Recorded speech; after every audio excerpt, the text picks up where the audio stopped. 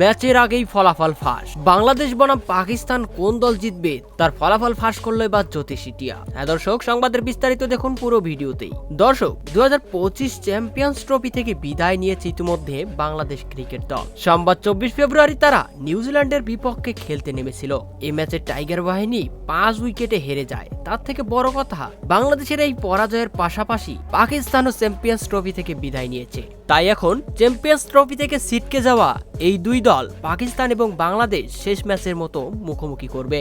আর এই শেষ ম্যাচই হচ্ছে তাদের নিজেদের মান সম্মান রক্ষা করার ম্যাচ। আর তাই এই সম্মান রক্ষার্থীর ম্যাচে কোন দল জিতবে তা ম্যাচের আগেই ফলাফল ফাঁস করলো এবার জ্যোতিষীটিয়া। খালসিটিয়ার সামনে এদিন বাংলাদেশ এবং পাকিস্তানের দুটি পতাকা দেওয়া হলে তার মধ্য থেকে বাংলাদেশের পতাকাটি তোলে খালসিটিয়া।